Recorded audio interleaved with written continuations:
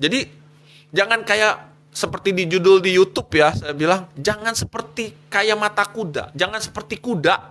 Tahu kuda? Kuda itu matanya begini terus. Jadi mau ada di kiri kanan itu ya bodo amat lah, yang penting ini gua gitu loh. Gua bilang itu bohong.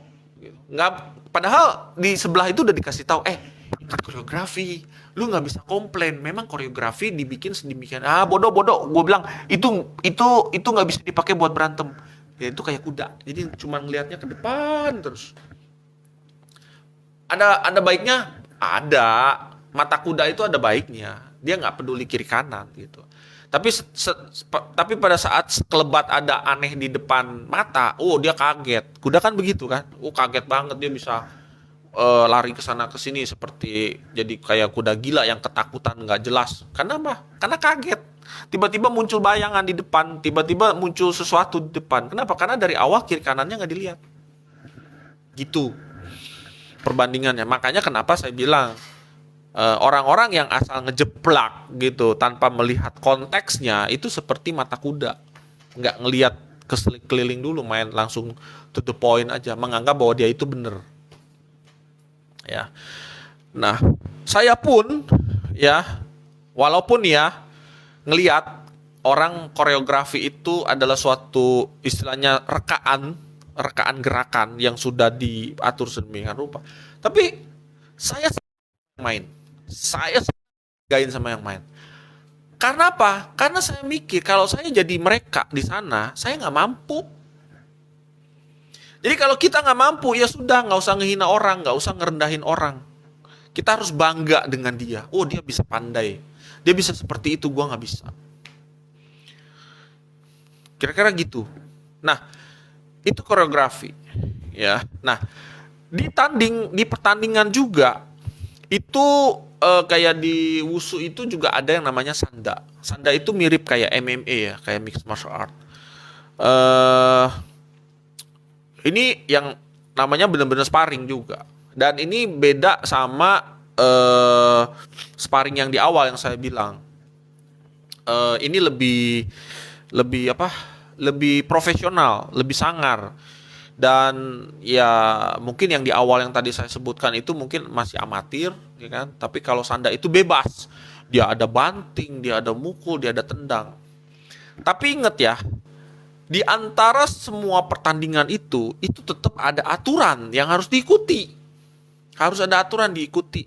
Pertama, contoh kalau misalkan lagi tanding sparring, misalkan kayak sanda, kayak MMA, kayak UFC, kita nggak boleh gigit orang. Emang ada aturan boleh gigit musuhnya? Lagi dipiting terus tiba-tiba kuping orang digigit gitu? Ada, didiskualifikasi karena di aturan nggak boleh. Itu tanding ya. Kemudian pas lagi berantem, pas lagi mau mulai tiba-tiba kita nendang kemaluan lawan kita. Emang di pertandingan itu diperbolehkan? Enggak diperbolehkan. Ya kan? Terus kita colok mata lawan kita, itu diperbolehkan? Enggak diperbolehkan juga. Jadi ada aturan yang harus diikuti. Seperti misalkan lagi sanda, harus pakai, untuk yang amatir mungkin harus pakai headguard, harus pakai glove, nggak bisa bare hand, ya kan? Celana itu wajib celana boxer, ya kan? Terus pakai pelindung kaki juga. Nah kalau misalnya tiba-tiba gue mau ikut sanda tapi gue mau pakai celana training panjang, ya nggak boleh, pasti sama wasitnya didiskualifikasi.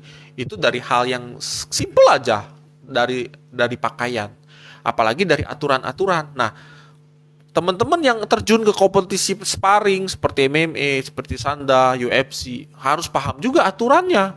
Ini boleh atau tidak boleh. Kalau boleh lakukan, kalau tidak boleh jangan dipraktekkan. Daripada dipraktekkan nanti didiskualifikasi. Kalau kena diskualifikasi kan dianggap gugur. Ya kan? Itu kayak belum berperang tapi sudah mundur gitu loh. Belum bertanding tapi sudah nggak dikasih untuk tanding, itu didiskualifikasi namanya. Kurang lebih begitu logikanya. Nah, orang-orangnya yang berkecimpung di dunia pertandingan ini itu ada atlet, ya kan? Saya nyebutnya atlet. Kemudian di sana juga ada yang istilahnya profesionalisme, di mana mereka bertanding itu dibayar, ya kan? Mereka latihan pun dibayar. Menang bayarannya tinggi, kalau kalah pun tetap dapat bayaran walaupun lebih rendah, ya kan? Kemudian di sana ada namanya sponsorship. Ya, selain sponsorship juga di sana mungkin ada yayasan juga yang menaungi tempat si atlet ini berlatih. Kemudian juga ada manajernya juga yang ngurusin semua administrasi si atlet. Jadi itu bukan satu orang, ya, bukan satu orang. Nah, itu yang harus dipahami sama teman-teman antara konteks latihan sama konteks tanding. Ya. Jangan dicampur, itu enggak apple to apple. Nah, yang terakhir, Mas, kalau berkelahi gimana, Mas? Oke. Kalau berkelahi sekarang. Ya. Kalau berkelahi, konsepnya dia akan keluar dari yang namanya latihan. Dia akan keluar dari yang namanya tanding. Mungkin kalau tanding one by one, ya istilahnya yang penting gue dapat poin itu udah pasti menang. Tapi kalau di berkelahi, apa yang mau dikejar? Toh nggak ada poinnya. Nggak ada mukul kepala dapat 2 atau dapat 5. Nggak ada ngebanting orang itu dapat 5 poinnya. Nggak. Tetapi tujuannya pada saat berkelahi adalah mengalahkan lawan dengan cepat, supaya lawan nggak berkutik. Itu berkelahi kan? Kurang lebih seperti itu pemahamannya.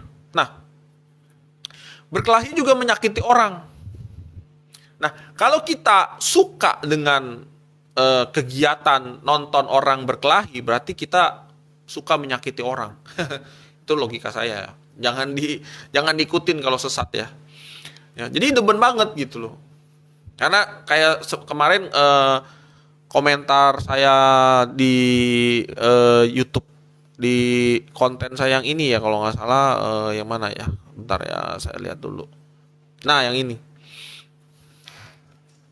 Nah, mungkin teman-teman pernah lihat ini. Ya, kalau di TikTok nggak kelihatan. Nah, itu mungkin. Nah, ini kelihatan nih di TikTok. Ya. Ini kan konsepnya latihan. Tetapi komennya aneh gitu loh. Di sini ada yang komen Mas Ali Akbar, itu Mas Ali Akbar itu komen, "Nggak begitu orang berkelahi, hanya di film Ji," gitu kan. Di film-film Ji. Dia ngomongnya begitu. Iya memang itu di film-film, dan saya bukan lagi bikin film. Saya lagi latihan. Konsepnya latihan, bukan berkelahi. Itu yang istilahnya Anda komen tetapi nggak di tempatnya gitu, nggak pada tempatnya. Poinnya tuh nggak pas. Maksudnya dan tujuannya tuh nggak tepat gitu. Ya. Jadi demen banget pengen ngelihat saya sama teman saya ini berkelahi. Mungkin dia asik gitu. Mungkin dia, weh asik nih, ini baru bener nih berantem. Nanti kalau tidak mencerminkan Wing Chun, akan komen lagi. Loh kok berkelahinya kayak barbar, Wing Chunnya nggak kelihatan. Nah itu yang tadi saya bilang. Pada saat kita berkelahi, konsep latihan itu lari, konsep tanding pun lari. Ya. Tetapi kita masih punya dasar. Kalau misalnya kita latihan nih, kita udah punya background bela diri. Kan mungkin ada nanya, kalau gitu kalau berkelahinya ngaco begitu, ngapain kita harus latihan? Salah. Salah. Dengan kita latihan, kita kenal diri sendiri, kita kenal kelemahan diri kita sendiri. Jangan sampai orang yang berat badannya 50 pengen ngelawan orang yang berat badannya 100 kilo. Itu bukannya mengenal diri sendiri, itu mati konyol, ya kan? Tetapi harus tahu, gue bobotnya setengahnya nih. Kalau gue lawan face to face, habislah gue. Gue harus berpikir gimana caranya bisa mengalahkan dia, tetapi dengan bobot gue 50 kilo. Ngelawan yang 100 kilo. Muter otak dah tuh, berpikir. Nah, itu gunanya latihan. Kalau nggak ada latihan, gugup. Aduh, gue harus ngapain ya? Gue harus ngapain ya? Jadi nggak punya pegangan. Logikanya seperti ini ya.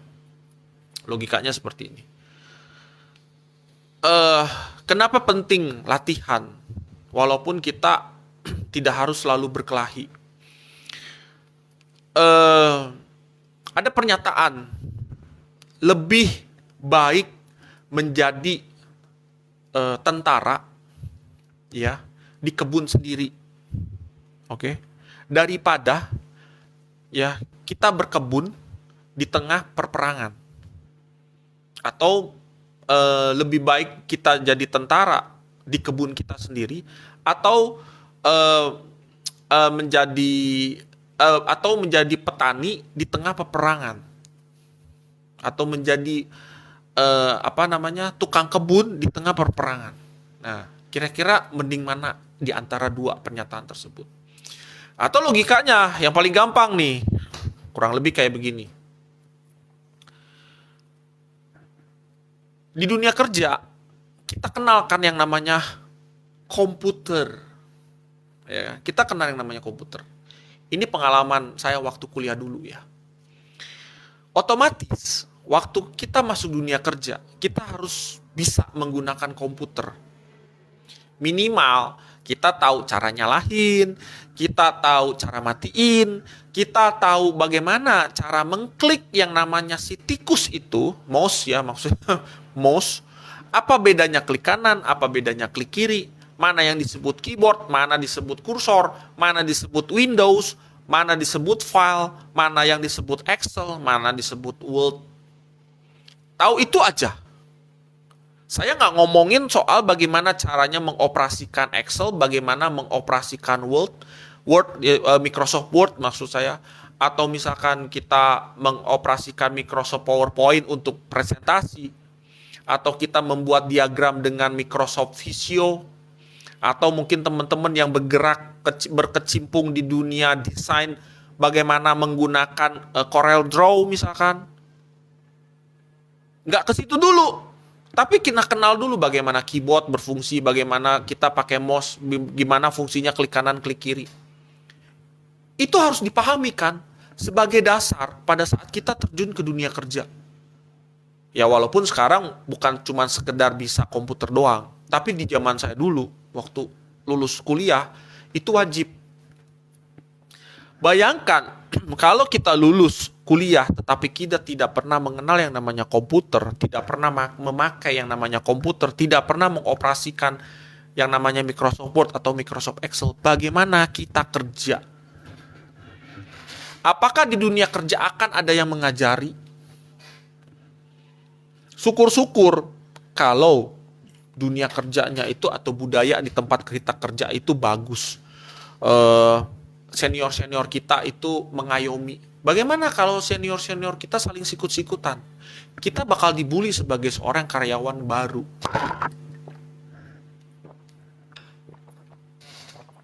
Jadi, saat kita harus bisa berkelahi, kita harus bisa latihan. Bagaimana cara mukul? Di bacotan saya kemarin-kemarin kan saya pernah bawakan seorang wanita belajar bela diri secara tradisional itu tidak mampu, tidak suka, ya tidak sanggup. Kenapa? Karena pada saat mukul tangannya luka. Itu yang menjadi kenyataan pada saat kita berkelahi di jalan. Ibarat kata kita itu mau berenang, harus tahu komitmennya kita itu pasti basah. Nggak ada berenang nggak basah, gimana? Terbang, iya kalau terbang bukan berenang namanya. Kan namanya berenang. Nyemplung ke air, udah pasti basah. Saat kita berkelahi, kita harus sadar, kita pasti akan terluka. Nah itu konteksnya berkelahi. Kita memang nyakitin orang, tetapi diri kita pun luka sebenarnya. Sama-sama tersakiti. Itu harus dipahami. Kalau memang tidak perlu, ya tidak perlu berkelahi. Tetapi kalau memang wajib berkelahi, ya berkelahilah.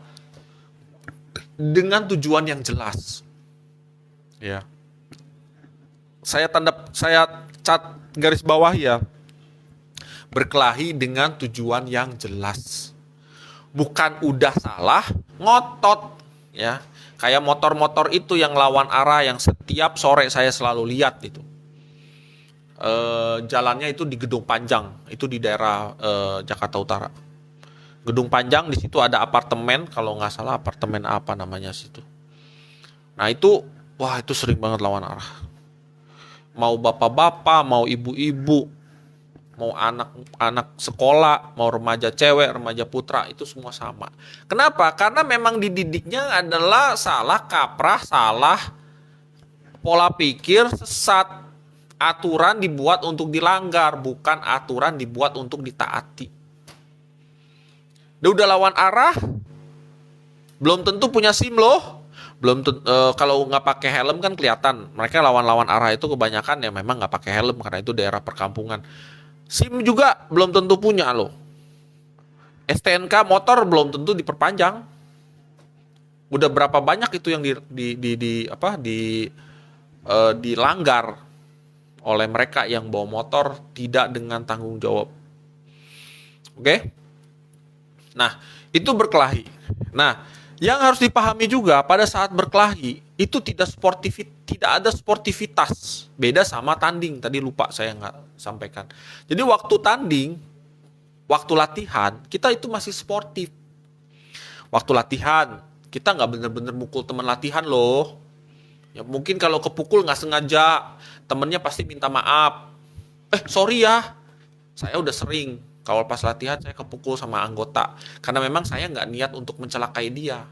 Tapi karena mereka juga nggak bisa mengontrol tangan, akhirnya saya kepukul. Tetapi dengan kata, maaf ya mas, nggak sengaja. Ya, masih ada sportif. Tanding pun sama, ada sportif. Waktu tanding, waktu kompetisi, itu ada dua, ada yang kalah, ada yang menang. Ya kan? Kalau yang kalah ya sudah terima kekalahan, latihan lagi, nanti ikut lagi tanding supaya bisa menang.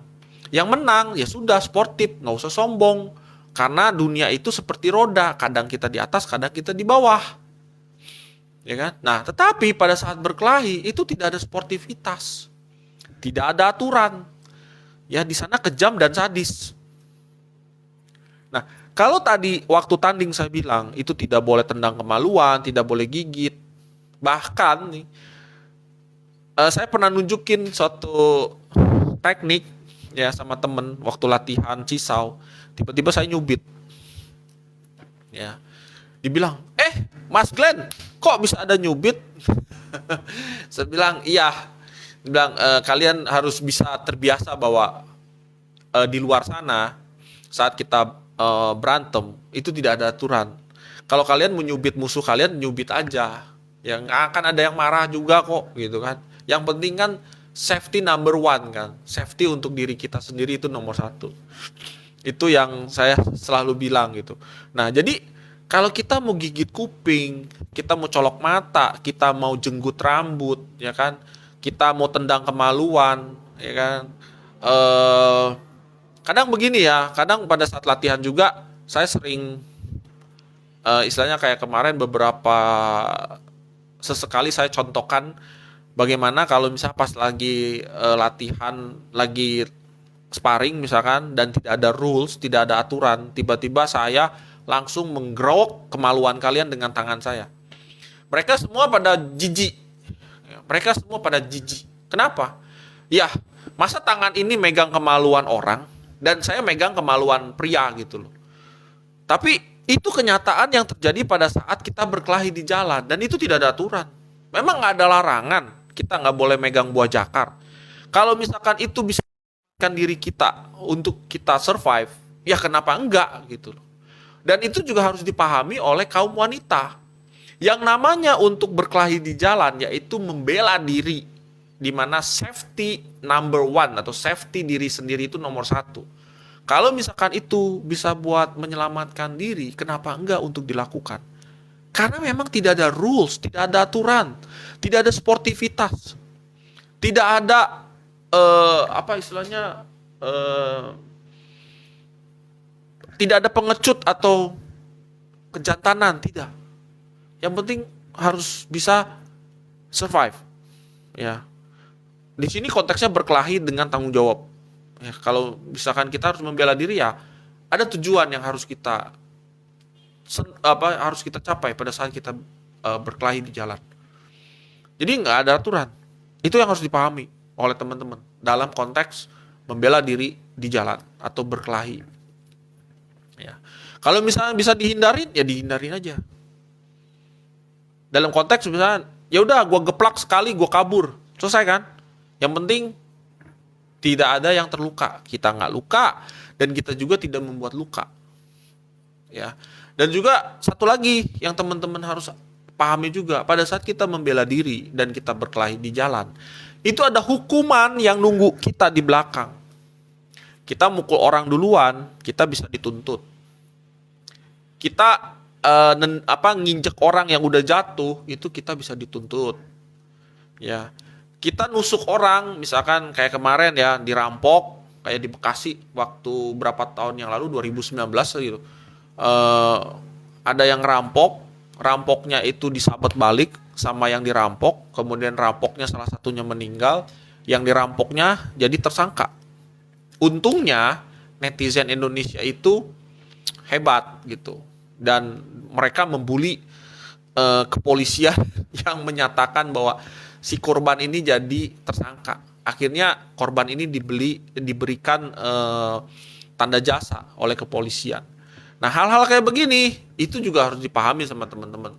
Jadi bukan berarti di jalan itu kita bisa seenak mendelnya. Sama seperti gini, kondisi di jalan itu adalah nyata.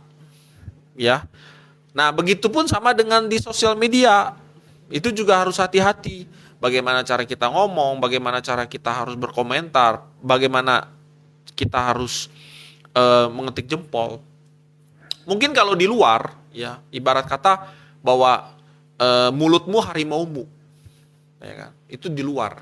Tapi kalau di sosial media, jempolmu adalah harimaumu, jarimu itu harimaumu, ya. Itu bedanya di sosial media. Jangan berprasangka bahwa ini tinggal keyboard warrior doang udah cukup. Jangan salah, ya. Orang aja bisa berakhir di di arena tonjok-tonjokan kan, di arena tanding kan, walaupun hanya dari suatu sosial media. Ya, jadi ibarat kata seperti itu, ya. Nah,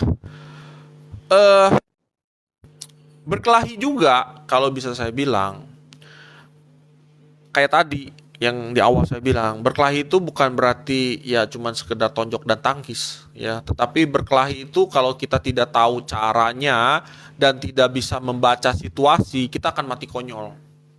Ya. Contoh misalkan berkelahi kalau kita tidak tahu caranya dan membaca situasi, kita akan mati konyol. Mungkin teman-teman bisa pernah melihat tayangan-tayangan di YouTube bagaimana cara kita dalam cara kita membela diri terhadap senjata tajam, senjata pisau gitu. Kalau misalnya ditodongin, ternyata harus begini gitu kan. Nah, ingat yang ada di YouTube itu harus lihat konteksnya. Mereka itu latihan dengan rule pastinya. Dan kalau di jalan itu beda. Ya, jangan sampai kalau kita nggak tahu caranya, kita malah mati konyol saat kita mau ngerebut senjata misalkan, atau kita mau melepaskan diri dari todongan senjata tajam. Itu akan jadi mati konyol. Nah, itu yang saya bilang, berkelahi tidak tahu cara dan tidak bisa membaca situasi. Oke? Nah, berkelahi juga kalau dengan emosi itu hanya akan menambah masalah. Kenapa saya bilang berkelahi dengan emosi menambah masalah? Karena pada saat kita emosi, kita melupakan yang namanya defense. Kita melupakan yang namanya kenapa perkelahian ini bisa terjadi. Jadi ada istilahnya ada sumbu kan yang nyulut gitu. Otomatis kita harus nggak tahu kan duduk permasalahannya di mana, tiba-tiba kok gue bisa berantem sama dia. Kenapa? Karena saya misalkan emosi sama nih orang. Nah, kalau kita latihan, kita juga berlatih emosi kan.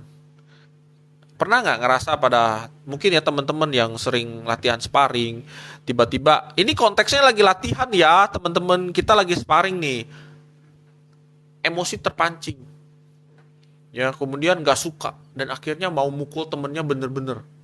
Ada yang sering terjadi seperti itu. Nah, kalau itu terjadi, itu adalah hal yang wajar, Kalau buat saya itu adalah hal yang wajar. Bagaimana caranya kita untuk mengontrol emosi tersebut, dibalikin menjadi tenang lagi, supaya kita melihat bahwa di depan ini adalah saudara seperguruan yang lagi nemenin saya latihan sparring. Saya memang harus bisa 90% bertahan dan menyerang buat dia. Tetapi emosi tidak boleh terpancing kalau misalkan saya kepukul. Ya. Kalau misalkan pada saat latihan emosi eh, tidak bisa dikontrol, akhirnya ya sudah, kamu sendiri kalau tidak punya yang namanya sportivitas, kita bakal musuhin temen saudara seperguruan kita itu. Ya mungkin besokannya kita nggak mau latihan lagi karena gue nggak mau lihat mukanya dia. Itu sering terjadi di suatu perguruan.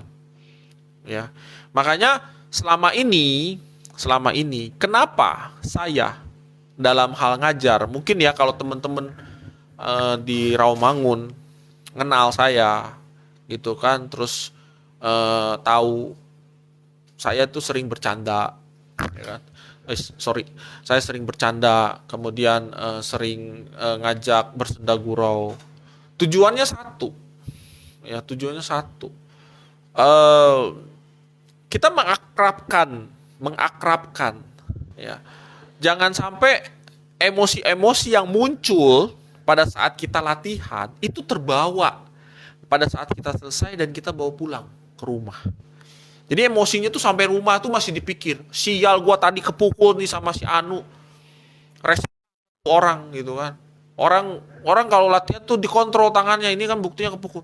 Tapi saya mencairkan itu dengan candaan, dengan tawa, dengan gurauan. Kalau misalkan teman-teman tahu di Rawamangun, saya sering ngomongin idol TikTok, saya sering ngomongin hal-hal yang berhubungan dengan dunia kerja, hal-hal yang berhubungan dengan pacaran. Saya sering juga ngeledek-ngeledekin temen ya dengan pasangannya dan lain sebagainya. Itu tujuan saya untuk mencairkan suasana. Pada saat sesudah latihan, sesudah mungkin teman-teman kepancing emosi, sebel sama temen saudara seperguruannya, itu bisa cair kembali pada saat kita pulang, sehingga sesampai di rumah itu tidak ada dendam, sehingga pada saat nanti berikutnya, di minggu berikutnya mereka akan datang lagi untuk kumpul. Kenapa? Karena saya punya temen di perguruan dan saya pengen latihan lagi sama dia. Itu yang saya selalu bangun di di komunitas saya di Rawamangun. Ya, makanya kalau yang kenal saya, ini Mas Glenn urakan ya orangnya ya ternyata. Ya memang saya untuk mencairkan suasana tersebut. Dan saya nggak pernah merasa bahwa saya itu sebagai istilahnya sebagai guru yang wajib ditiru gitu. Kalau misalkan memang saya tidak baik, ya memang suatu sifat saya memang jelek atau saya mungkin attitude-nya nggak bagus, ya itu nggak usah digugu dan ditiru gitu. Karena saya bukan guru, saya cuman pelatih, cuman sekedar instruktur doang gitu yang ngelatih kalian ya teman-teman di Rawamangun untuk mengenal Wing Chun lebih baik. Nah, itu tujuan saya sebenarnya. Ya. Oke. Terus juga ada konteks bahwa itu berkelahi ya. Jadi berkelahi itu nggak gampang ya. Kalau berkelahi pakai emosi juga nambah masalah. Mending berkelahi itu tanpa emosi, yang sesudah berkelahi kita bisa damai sama orang. Itu yang terpenting. Bertanding. Nah, bertanding juga tanpa belajar caranya bertanding, seperti yang tadi saya bilang, kita mau tanding kita harus tahu dulu nih si wasit ini punya kriteria penilaian seperti apa. Kalau misalkan kita tidak paham itu, ya tentunya nanti yang ada cuman nyesel sama penasaran gitu. Nyesel kenapa? Nyesel karena sial, gue nyesel tadi gue salah begini sehingga nilainya jelek, dan penasaran kenapa gue nggak bisa dapat nilainya gede gitu loh. Kenapa setiap kali saya tanding selalu nilainya mungkin juara 4, juara 5, juara 4, juara 5, nggak pernah bisa masuk ke 3 besar. Nah, itu yang harus dipahami juga. Jadi 3 konsep inilah yang ingin saya bawa ke teman-teman malam hari ini agar bisa melihat secara mata terbuka apa nih konteksnya Mas Glenn yang sedang omongkan di, atau misalnya siapapun ya, praktisi siapapun yang ada di YouTube atau video-video. Ini konsepnya latihan apa? Ini konsepnya apa? Latihan. Ini konsepnya apa? Oh, ini lagi tanding. Oh, ini koreografi, ya kan? Nah, terus oh ini lagi misalkan lagi berantem, kagak jelas jurusnya apa, cuman bakbuk-bakbuk doang, ya kan? Dan istilahnya jarang banget berantem itu atau berkelahi atau membela diri itu ditayangkan di YouTube. Kalau misalkan tayangan itu misalkan mengandung kekerasan, tentunya YouTube pun akan mengsensor, ya kan? Akan mensensor. Jadi nggak akan seperti saya misalkan nih di YouTube channel Wing Chun Harmony Indonesia itu kan ada lagi cisau tuh. Kemudian saya ada mukul beneran kan ke teman latihan cisau saya kan. Entah itu ke pipinya, entah itu ke dadanya, entah itu ke apa, ke rahangnya. Tapi itu nggak pernah disensor sama YouTube. Karena itu konteksnya berkelahi gitu, itu lagi latihan. Nah, saya kalau di TikTok juga sama, video-video saya di TikTok itu nggak pernah di take down, ya. Kenapa? Karena konsepnya itu lagi latihan gitu loh, bukan lagi berkelahi. Nah, kalau yang berkelahi, istilahnya kalau misalkan sampai harus berdarah-berdarah, biasanya itu disensor, diburem-burem apa sebelah di apa ditutupin supaya nggak terlalu mencolok dan lain sebagainya. Nah, jadi video-video yang bertemakan berkelahi atau membela diri itu sangat jarang banget di YouTube. Di TikTok pun jarang gitu. Cuman nggak sengaja kerekam, itu pun nggak sengaja kerekam. Dan di sana itu tidak ada edukasi yang kita peroleh. Apa yang mau diedukasi dari dua orang yang berkelahi? Kecuali kita tahu duduk permasalahannya di mana. Kalau duduk permasalahan yang kita nggak tahu di mana, apa yang mau kita koreksi? Apa yang mau kita peroleh dari manfaatnya dari perkelahian tersebut? Nggak ada kan? Ya kan? Nggak ada kan? Yang kita lihat itu apa yang nampak di depan mata, apa yang nampak di layar handphone. Dan kita menjudge dari situ. Itu. Nah, kalau latihan itu kan kelihatan.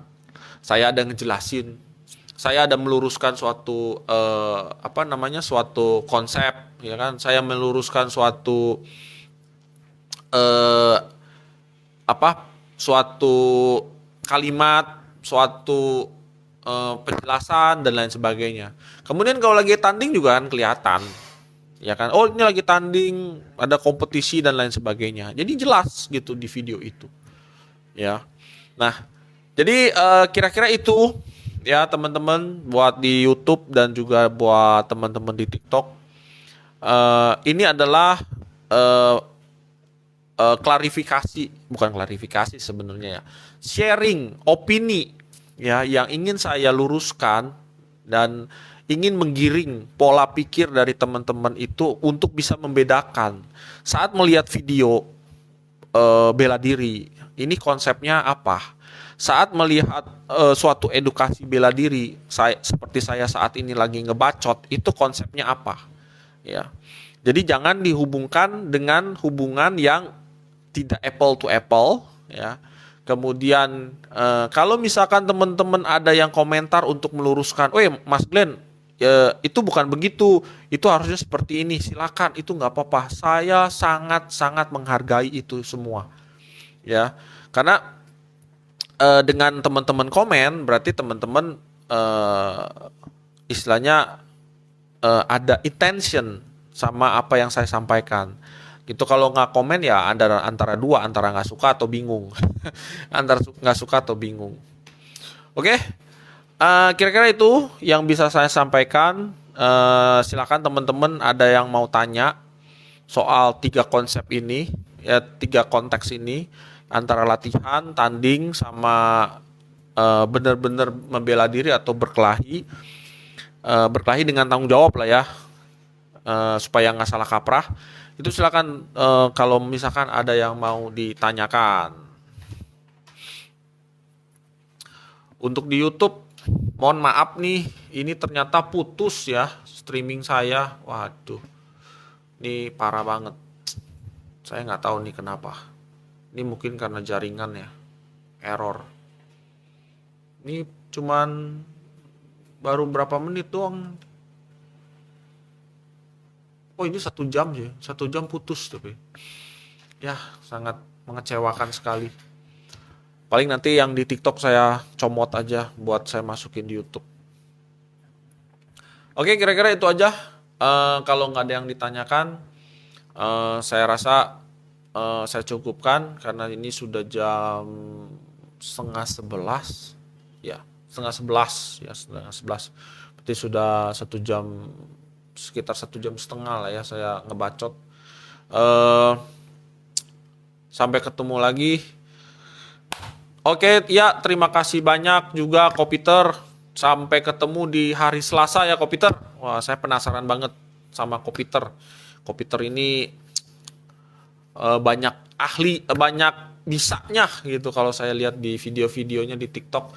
Silakan teman-teman yang mau lihat-lihat video-videonya Kopiter yang sangat menarik, silakan di-follow tuh. Peter 7707. Ya kok, oke. Gitu aja ya teman-teman. Sampai ketemu lagi di bacotan saya yang akan datang. Mudah-mudahan apa yang saya sampaikan malam hari ini bisa bermanfaat buat teman-teman dan bisa ngerti ya apa yang ingin saya sampaikan gitu. Oke, sampai ketemu lagi di video saya yang akan datang. Ya, selamat malam teman-teman, selamat beristirahat. Sampai ketemu lagi di lain waktu. Salam Wing Chun Harmoni Indonesia.